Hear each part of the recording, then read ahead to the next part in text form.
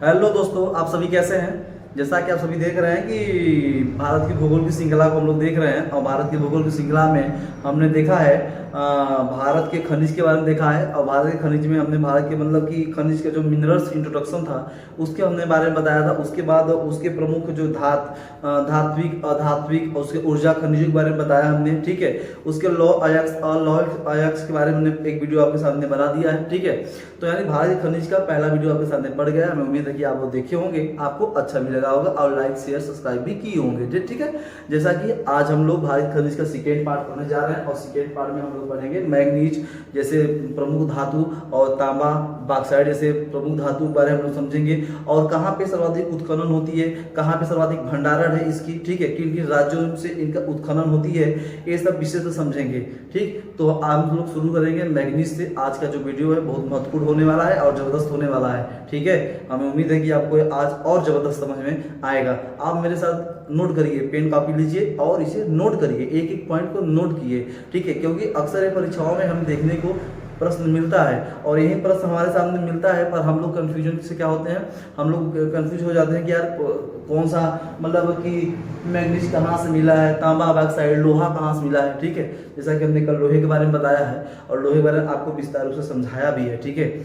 अभी लोहे के बारे में जैसे कि आप जानते हो कि उत्तर वैदिक काल से ही वैदिक काल से ही लोहे का जो कि हमें लोहा के बारे में अंश प्राप्त हुआ था, ठीक है। उसके धीरे धीरे आप आओगे धार्मिक आंदोलन जैन धर्म बौद्ध धर्म में, इन लोगों में क्या हुआ था जानते हो कि धीरे धीरे लोहे का और विकास होने लगा, ठीक। उसके बाद 16 महाजनपद में देखा जाए तो यहाँ पर लोहे का अधिक से अधिक जो कि आगे और मतलब विकसित होता गया लोहा, ठीक। तो उसी प्रकार हम लोग आज पढ़ेंगे मैग्नीज के बारे में, तांबा के बारे में और बॉक्साइट के बारे में समझेंगे, जबरदस्त तरीके से समझेंगे, ठीक है। तो चलो हम शुरू करते हैं दोस्त।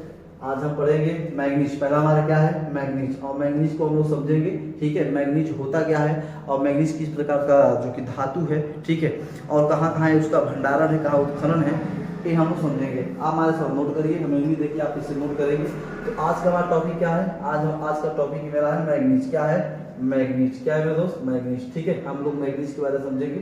तो सबसे पहले समझो कि लौह इस्पात उद्योगों में एक प्रमुख कच्चे माल के रूप में प्रयुक्त होने वाली धातु मैग्नीज है। यानी लौह इस्पात जो होती है, लौह इस्पात में ये मैग्नीज भी प्रयुक्त की जाती है, ठीक है, कच्चे माल के रूप में। किस रूप में, कच्चे माल के रूप में। ये लौह अयस्क में भी क्या की जाती है, लौह धातु में यह प्रयुक्त की जाती है, ठीक है, कच्चे माल के रूप में, ठीक। और मैग्नीज यह प्राय किस रंग का होता है, काले रंग का होता है। किस रंग का, काले रंग का होता है। नोट करिए, ये किस रंग का होता है, काले रंग का, ठीक। ये कच्चे माल के रूप में लोहे में क्या होती है, यह प्रयुक्त की जाती है। इसका जो रंग होता है वो काले रंग का होता है मैग्नीज का, ठीक। दूसरी बात, ये अवसादी चट्टानों में पाया जाता है। सुनो भाई, ये किस चट्टानों में अवसादी होती है, कांतरित होती है, ठीक है। तो हम ये कह सकते हैं कि ये अवसादी चट्टानों में पाया जाता है। मैग्नीज कहाँ पाई जाती है, तो अवसादी, आग्नेय कायांतरित अवसादी। तो देखो आग्नेय न कायांतरित, ये कहाँ पाई जाती है, अवसादी चट्टानों में। कहाँ पाई जाती है, अवसादी चट्टानों में पाई जाती है, ठीक। इसे आप नोट करो। इसके प्रमुख अयस्क हैं, देखो जैसे बॉक्साइट एल्युमिनियम का अयस्क है, जैसे होता है ना, तो उसी प्रकार मैग्नीज भी, मैग्नीज के प्रमुख अयस्क साइलोमैलिन, क्या है, साइलोमैलिन और बोरोनाइट। लगभग 90% इसमें क्या पाई जाती है, मैग्नीज पाई जाती है। कितने परसेंट, 90% इसमें मैग्नीज पाई जाती है, ठीक है। साइलोमैलिन और बोरोनाइट में लगभग 90% इसमें क्या पाई जाती है, मैग्नीज पाई जाती है, ठीक। दूसरी बात, यह प्राप्त होता है कहाँ से, मैग्नीज प्राप्त की जाती है, आप ध्यान रखो, पायरोलुसाइट मैग्नीज कहाँ से प्राप्त की जाती है, हाइलेडाइट, ठीक है, हाइलेडाइट, सीटेपैराइट, हाउसमैनाइट, मैग्नेटाइट, रोडोनाइट, जैसोप्साइट और अयस्कों से होता है। अब बड़ा ध्यान समझो, ये आप लोग पहली बार अगर नाम भी सुनते हो तो घबराने की बात नहीं है, ठीक है। आप इसको जैसे कि 2 बार लिखोगे तो याद हो जाएगा। पायरोलुसाइट, हाइलेडाइट, सीटेपैराइट, हाउसमैनाइट, मैग्नेटाइट, रोडोनाइट, जैसोप्साइट, ठीक है। इन सब अयस्कों से मैग्नीज क्या होती है, प्राप्त होती है, ठीक है। ये सब अयस्कों से मैग्नीज प्राप्त होती है। दूसरी बात, इसका उपयोग मैग्नीज के कहाँ कहाँ किया जाता है। अब जैसे मैग्नीज का उपयोग भी तो जैसे लोहे का उपयोग होता है, उसी प्रकार तो मैग्नीज का भी तो उपयोग होता होगा कहीं ना कहीं, ठीक है। देखिए पहली बात ब्लीचिंग पाउडर बनाने में इसका उपयोग होता है, कहाँ, ब्लीचिंग पाउडर बनाने में। दूसरी बात कीटनाशक दवा बनाने में मैग्नीज का प्रयोग होता है। फोटोग्राफी में मैग्नीज का प्रयोग होता है। उसके बाद सूक्ष्म बैटरी में मैग्नीज का प्रयोग होता है। चमड़ा तथा माचिस के उद्योग में मैग्नीज का प्रयोग होता है।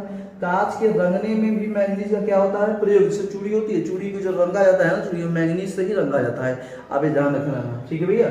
ये पाटरी पेंट मतलब समझते हो, जो होता है आपका वो क्या कहते हैं, मितभांड, यानी जो मटका उटका होता है, रंगीन मटका उटका जब देखोगे ना तो वो भी क्या होती है, मैग्नीज से ही पेंट किया जाता है, मैग्नीज से ही क्या किया जाता है, पेंट किया जाता है, ठीक है, मितभांड है। रंगीन जितने भी ईंटें आपको देखने मिलती है ना, जो डिजाइन, वो भी मैग्नीज से ही पेंट हुआ जाता है। उसके बाद वस्त्र उद्योग में भी हमें मैग्नीज का कहीं न कहीं रोल दिखाई दे रहा है, ठीक है, रोल दिखाई दे रहा है। तो हमने देखा ब्लीचिंग पाउडर, कीटनाशक दवाएं, फोटोग्राफी, सूक्ष्म बैटरी, चमड़ा था मैग्नीज, माचिस उद्योग में, कांच के रंगने में, पाटरी उद्योग, पाटरी यानी भांड वाले में, रंगीन और वस्त्र उद्योग में भी ये मैग्नीज उपयोग होता है, ठीक है। हमें उम्मीद है कि आपको ये समझ में आ रहा है, ठीक। दूसरी बात, देश में पाए जाने वाले जो मैग्नीज है ना, आयक्स, वो लगभग कितना है, 52%। जो देश में हमारे मैग्नीज पाई जाती है, मैग्नीज जो पाई जाती है, ठीक है, इसमें देखो भाई, देश में पाए जाने जो मैग्नीज आयक्स है ना, धातु में लगभग कितना परसेंट पाई जाती है, तो कहेंगे सर 52%। धातु में कितना परसेंट मैग्नीज पाई जाती है हमारे देश में, लगभग 52% मैग्नीज पाई जाती है, आप इसे नोट करो, ठीक। दूसरी बात, मध्य प्रदेश में सर्वाधिक मैग्नीज उत्पादन होता है, आप इसे नोट करो कि मैग्नीज सर्वाधिक कहाँ उत्पादन होती है, पूरे भारत में मैग्नीज सर्वाधिक कहाँ उत्पादन होती है, तो सर्वाधिक उत्पादक करता जो हमारा है वो मध्य प्रदेश है, ठीक है, यूपी के जो कि नीचे आप देखेंगे मध्य प्रदेश है, ठीक है। तो मध्य प्रदेश सर्वाधिक मैग्नीज उत्पादक होता है, ठीक है, यहाँ सर्वाधिक मैग्नीज उत्पादन होती है। दूसरी बात समझो भाई, और यहाँ देखो भारत से कहाँ कहाँ निर्यात होता है मैग्नीज, ठीक है, भारत से कहाँ कहाँ मैग्नीज निर्यात होता है, तो कनाडा, संयुक्त राज्य अमेरिका, जर्मनी, जापान, ब्रिटेन, स्लोविया, चेक, बेल्जियम, यहाँ से क्या होता है, ये सब देशों में निर्यात होता है भारत से, मैग्नीज क्या होती है, निर्यात होती है, ठीक है। तो जैसे हमने देखा कनाडा, संयुक्त अमेरिका, जर्मनी, जापान, ब्रिटेन, स्लोविया, चेक, बेल्जियम, इन सब देशों में भारत से निर्यात होता है, क्या क्या निर्यात होता है भाई, यहाँ से मैग्नीज निर्यात होता है, ठीक है, क्या होती है, निर्यात होता है। तो ये सब बातें समझ में आई है, हमें उम्मीद है कि आपको समझ में आ रही है, बहुत विशेष नहीं है, बस ये जानना है कि इसका उपयोग कहाँ हो रहा है, किन किन क्षेत्रों में, भारत के किन किन क्षेत्रों में पाया जाता है, ठीक है। तो देखिए सब यहाँ पे देखिए मेरे दोस्त, पहला देखिए कि यहाँ पे कर्नाटक है, क्या है, कर्नाटक के धारवाड़ वाले क्षेत्र से, बेल्लारी वाले क्षेत्र से, शिवमोगा वाले क्षेत्र से, समदूर और चित्रदुर्ग, ठीक है, कहाँ कहाँ पाई जाती है, तो धारवाड़ क्षेत्र से, बेल्लारी क्षेत्र से, शिवमोगा, यहाँ से लौ भी पाया जाता है, ध्यान रखना, समदूर और चित्रदुर्ग से, इन सब क्षेत्रों से मैग्नीज उत्पादन होती है, क्या होती है, मैग्नीज उत्पादन होती है। दूसरी बात समझो यहाँ, अब देखो यहाँ पे देखिए, आइए महाराष्ट्र में ये रत्नागिरी देख रहे हो भैया, बालाघाट, रत्नागिरी, चंद्रपुर, ये सब यहाँ से भी मैग्नीज उत्पादन होती है, ठीक है। दूसरी बात समझो, यहाँ पे है उड़ीसा, अरे सॉरी गुजरात, तो गुजरात के पंचमहल, बड़ोदरा से, यहाँ से भी मैग्नीज उत्पादन होती है, ठीक है, मैग्नीज उत्पादन होती है। राजस्थान के उदयपुर से भी मैग्नीज उत्पादन होती है, ठीक। उसके बाद एमपी में आ जाओ, एमपी सर्वाधिक उत्पादक करता है मैग्नीज का, एमपी सर्वाधिक उत्पादक करता है मैग्नीज का, आप सभी हमने बताया है। तो यहाँ से बालाघाट, छिंदवाड़ा और झबुआ, बालाघाट, छिंदवाड़ा और झबुआ से, ठीक है, इन सब क्षेत्रों से, एमपी के सब क्षेत्रों से सर्वाधिक मैग्नीज उत्पादन होती है, ठीक। उससे झारखंड में आ जाओ, सिंहभूमि और हजारीबाग, जो सिंहभूमि है ना, यहाँ से सर्वाधिक, जो कि यहाँ पर भी हमें मैग्नीज उत्पादन देखने को मिलता है झारखंड से। उड़ीसा में क्या है, सुंदरगढ़, गंगापुर, बुनाईपुर और क्योंझोर, ठीक है। तो सुंदरगढ़, गंगापुर और है बोनाईपुर और एक है क्योंझोर, इन सब उड़ीसा के सब क्षेत्रों से हमें मैग्नीज देखने को मिलता है, ठीक। तो बस ध्यान समझो, पहले नंबर पे उत्पादन में कौन है, एमपी, क्या है, एमपी। दूसरे नंबर पर उत्पादन कौन है, कर्नाटक के। दूसरे नंबर उत्पादन में दूसरे नंबर पे कौन है, कर्नाटक, ठीक है। हमें उम्मीद है कि आपको समझ में आ रहा है। तीसरे नंबर पे उत्पादन में कौन है, आपका उड़ीसा, क्या है, उड़ीसा, ये तीसरे नंबर पे उत्पादन में है, ठीक है। और भंडारण के क्षेत्र में, यानी भंडार सबसे सर्वाधिक कहाँ पे है, तो देखो सबसे पहले भंडार के क्षेत्र, भंडारण, जो भंडार यानी मैग्नीज का भंडार सर्वाधिक कहाँ, किस राज्य में पाई जाती है? तो मैग्नीज का भंडार सर्वाधिक आपके उड़ीसा में पाई जाती है। कहाँ पाई जाती है?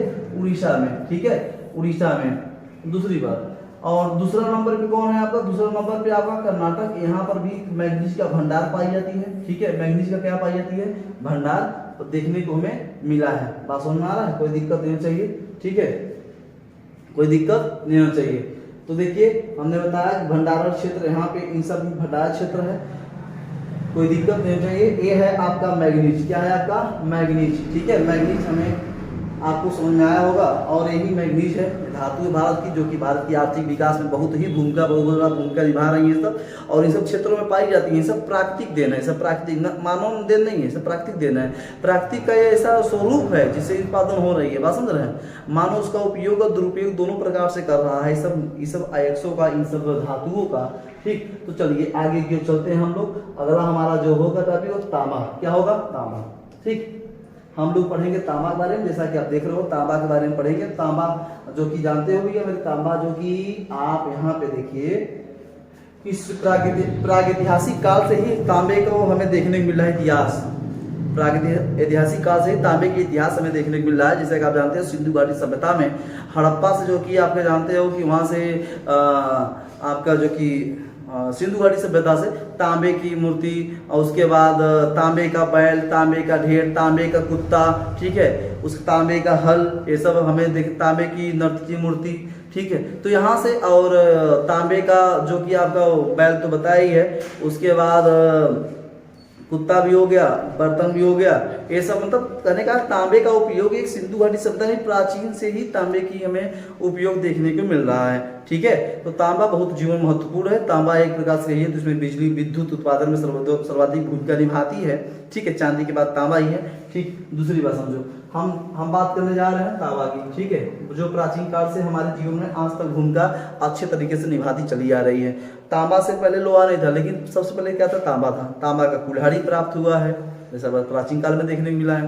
तो उसी तांबा के बारे में बात करने जा रहे हैं। आइए, देश में तांबे का उत्पादन औषधि, कायांत्रित, आग्नेय तीनों चट्टानों में, यानी हम ये कह सकते हैं कि देश में, जो हमारे देश में जो तांबा उत्पादन होता है वो औषधि, आग्नेय और कायांत्रित तीनों चट्टानों से ये प्राप्त होते हैं, तीनों चट्टानों से ये प्राप्त होते हैं, ठीक है। दूसरी बात, जिसमें कई प्रकार के पदार्थ मिले होते हैं। आप सुनो, ये जो तांबे होते हैं इसमें कई पदार्थ, जब ये उत्खनन होता है तो इसमें कई प्रकार के पदार्थ मिले होते हैं, ठीक है। तो इसको प्यूरिफाई करके तांबे को अलग करके अन्य पदार्थ को अलग कर दिया जाता है, ठीक। दूसरी बात, इसके प्रमुख खनिज क्या है? सल्फाइट है, चेल्कोपाइट्स है, ठीक है। इसके प्रमुख खनिज कौन कौन से? नाम लिखो भाई। फाइट, चेल्कोपाइट्स, चेल्कोसाइट्स, बोरोनाइट, ऑक्साइड, क्यूप्राइट, कार्बोनेट, मेचेलाइट, ये सब इसके प्रमुख खनिज हैं इसके तांबे के, ठीक। आइए, ये लाल और भूरे रंग का होता है, कौन? तांबा, ठीक है।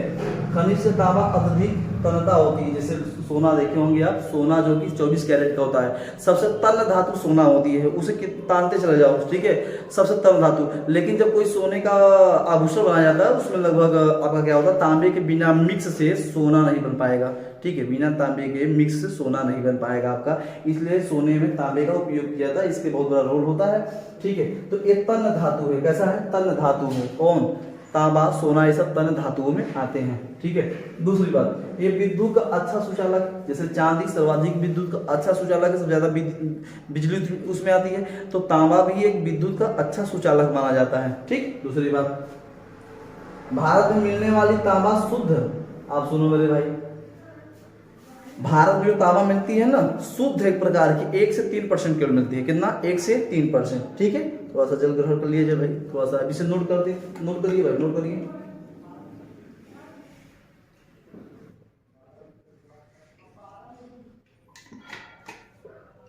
चलिए, भारत में जो तांबा पाई जाती है शुद्ध प्रकार की लगभग 1 से 3% ही पाई जाती है, 1 से 3% ही शुद्ध तांबा पाई जाती है भारत में। दूसरी बात, एक सर्वाधिक बिहार, आंध्र प्रदेश और राजस्थान में तांबे का भंडार है। बिहार, आंध्र प्रदेश और राजस्थान में क्या है? तांबे का भंडार है, उत्पादन नहीं भंडार है, ठीक है। बिहार, आंध्र प्रदेश और राजस्थान। देश में एमपी के बाद, एमपी के बालाघाट खदान से 52% तांबा का उत्खनन होता है। अब ध्यान सुनो, एमपी में जो कि खदान है बालाघाट, वहां से लगभग 52% तांबा का उत्खनन होता है। कितना? 52% क्या होती है? तांबे का उत्खनन होता है। ठीक है, तांबे का क्या होती है? उत्खनन होती है। इसे याद नोट करिए मेरे बात को। देश में लगभग एमपी के जो एमपी में राज्य है, एमपी के जो बालाघाट व खदान है, तो उन खदान से लगभग 52% तांबा उत्खनन होता है। कितना परसेंट? 52। ठीक, इसमें टीन में मिश्रित करने पर, अगर ये तांबा जो है ना टीन में मिश्रित कर दोगे भैया, तो कांसे तथा जस्ता को मिलाने पर क्या बन जाता है? पीतल बन। कांसा और जस्ता को मिला दो तो क्या बन जाता है? पीतल बन जाता है। क्या बन जाता है? पीतल बन जाता है। आप इसे नोट करो। ठीक है, कांसे और जस्ता को मिलाने पर क्या बनता है? पीतल बनता है। ठीक है, बात समझ में आ रहा है? नोट करिए भैया, मेरे नोट करिए, बहुत जबरदस्त आज का टॉपिक है। दूसरी बात देखो, कहाँ से प्राप्त होता है? किन किन राज्यों से प्राप्त होती है? ठीक है, किन किन राज्यों से प्राप्त होती है, ये बात ध्यान रखो। तो चलो आइए हम लोग बात करते हैं आंध्र प्रदेश से, शुरुआत करते हैं। ठीक है, आंध्र प्रदेश से शुरुआत करेंगे। आंध्र प्रदेश में पहला है नेल्लोर। क्या है? नेल्लोर। ठीक है, गुंटूर और कुर्नूल। नेल्लोर, गुंटूर और कुर्नूल। ठीक, तो थोड़ा सा इसे और बड़ा कर दिया जाए तो आपको ज्यादा बेटर होगा समझने में। आओ भैया मेरे जाओ।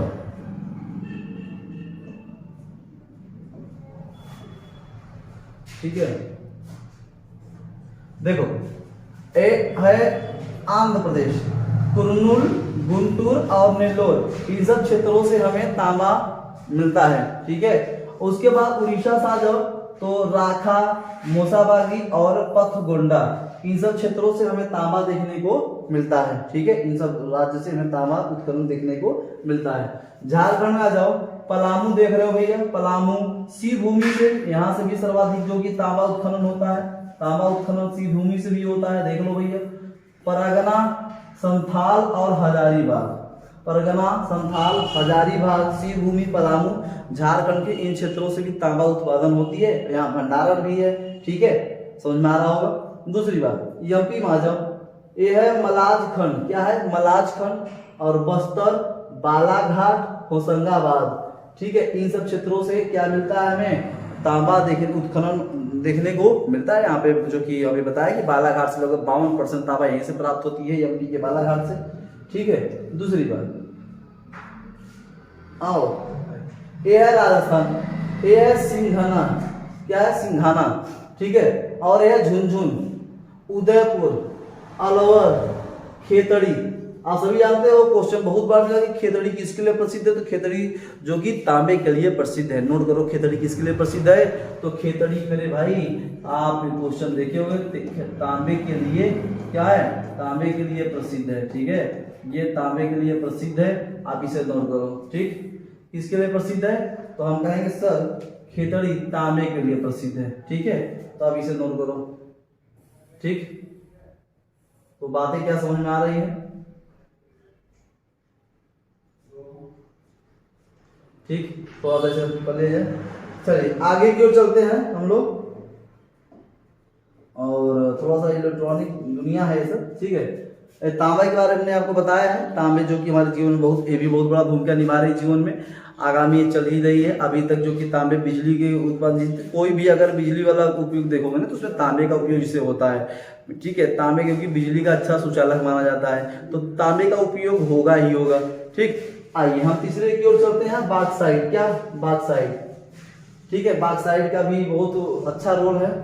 ठीक, और रोल ऐसे इसलिए बॉक्साइट का महत्व इसलिए क्योंकि इसमें से एल्युमिनियम प्राप्त होता है, इसलिए बॉक्साइट को एक अच्छा खनिज को महत्वपूर्ण रूप दिया गया है। अब बात समझो, देखिए हम लोग पढ़ेंगे बॉक्साइट के बारे में, और एल्युमिनियम के प्राप्ति होने के कारण बॉक्साइट को महत्वपूर्ण खनिज में मान लिया गया है।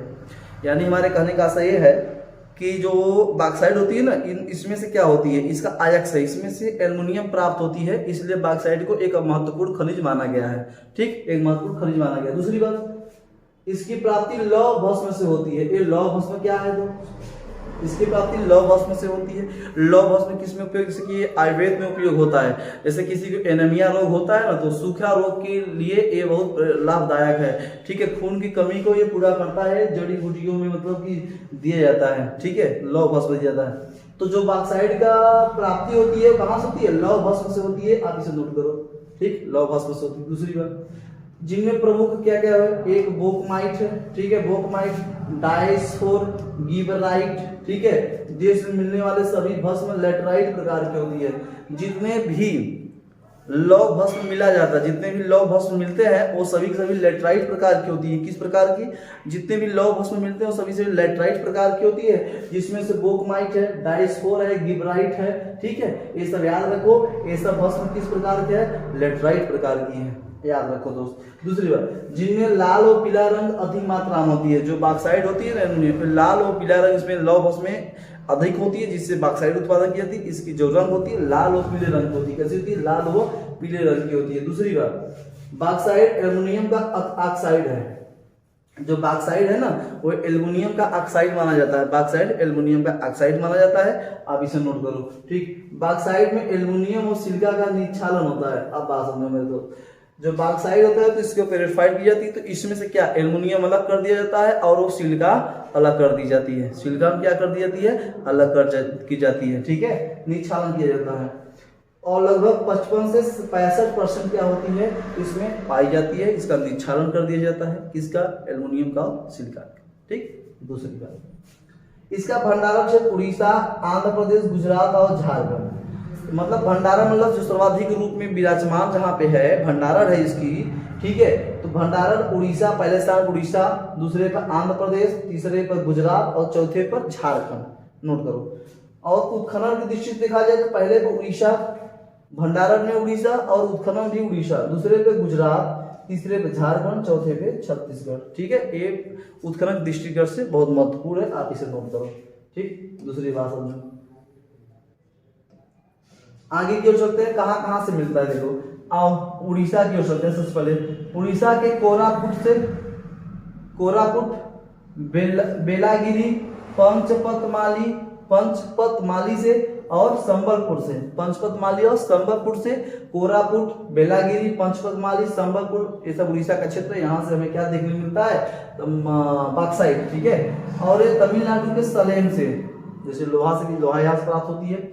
दूसरी कर्नाटक में आ जाओ, बेलगांव, ठीक है, बेलगांव से यहाँ देखने मिलता है, यहाँ से भी बॉक्साइट उत्पादन होती है।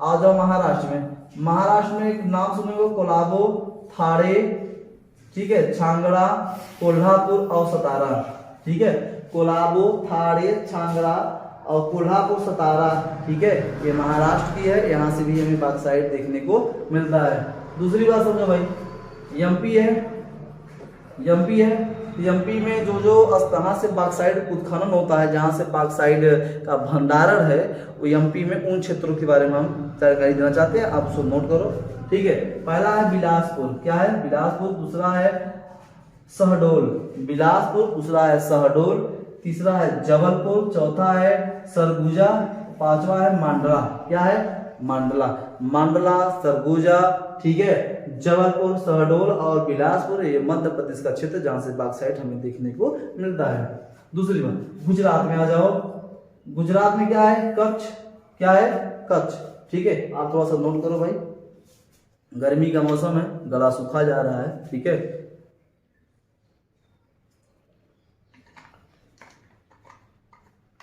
आप लोग भी पानी पी लीजिए थोड़ा सा, ठीक। तो आइए गुजरात की ओर चलते हैं। गुजरात में पहला है कच्छ, दूसरा है बड़ोदरा, कच्छ, बड़ोदरा, ठीक है, ये गुजरात में है। थोड़ा सा इसे बड़ा करके आपको दिखाना चाहते हैं, हाँ, ठीक है। चलो भाई कोई दिक्कत नहीं। गुजरात का कच्छ, बड़ोदरा, जामनगर, खेड़ा, ठीक है, और राजपीपलिया। तो राजपीपलिया, खेड़ा, बड़ोदरा, कच्छ, जामनगर, यहाँ से भी क्या प्राप्त होती है, बॉक्साइट हमें प्राप्त होती है, ठीक है। दूसरी बात, झारखंड से पलामू और रांची, पलामू और रांची, यहाँ से भी हमें देखने को मिलता है बॉक्साइट, ठीक। बात समझ में आ रही है, ये बातें आपको समझ में आ रही होगी, ठीक है। ये हमने बॉक्साइट के बारे में बताया आपको, ठीक, बॉक्साइट के बारे में बता दिया, यानी हम ये कह सकते हैं कि अभी हमने देखा है मैग्नीज के बारे में, तांबा के बारे में, उसके बाद बॉक्साइट के बारे में देखा है। ठीक, ये प्रमुख जो कि हमारे धातु हैं, ये क्या है, धातु हैं जो हमारे धरातल पर विराजमान है, जो भारत की आर्थिक स्थिति में सुधार कर रहे हैं। ठीक है, और जो आगामी ऐसे भारत की स्थिति को बनाए रखेंगे ये उम्मीद करते हैं।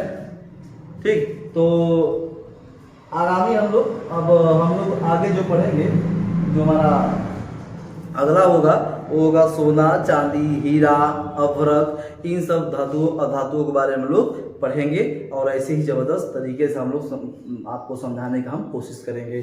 ठीक है, ये आज का जो है कि हमारे प्रमुख 3 धातुओं के बारे में हो गया, और ये धातु हमें उम्मीद है कि आप इसे नोट भी किए होंगे। ठीक, और नोट किए होंगे, और नोट न भी किए होंगे तो आप नोट करिए। देखिए, मैं आपको संदेश देना चाहता हूँ कि आप शुरू से अंत तक वीडियो को देखा करिए। आप जब शुरू से अंत तक वीडियो को देखेंगे ना, तो आपको हर एक चीज़ समझ में आएगी, हर एक चीज़ आप सेटअप हो जाएगा माइंड में, 2-4 बार लिखेंगे वो सब। तो कुछ लोग ऐसे होते हैं जो थोड़ा सा देखते हैं स्किप कर देते हैं, तो स्किप देखो भाई, स्किप करने से शायद देखो भी मत। यानी कहने का मैं ज्ञान की बातें बता रहा हूँ आपको, सरल तरीके से जिसको समझा रहा हूँ, तो आपको देखना चाहिए। थोड़ा सा सपोर्ट करिए, शेयर करिए भाइयों मित्रों को, नाते रिश्तेदार जितने भी आपके हैं। ठीक है, सपोर्ट करिए, जैसे मैं आपके संघर्ष कर रहा हूँ, आप थोड़ा सा संघर्ष करिए, बस आपसे यही उम्मीद है। ठीक, तो बस आज के लिए इतना ही, दीजिए मैं इजाज़त, जय हिंद।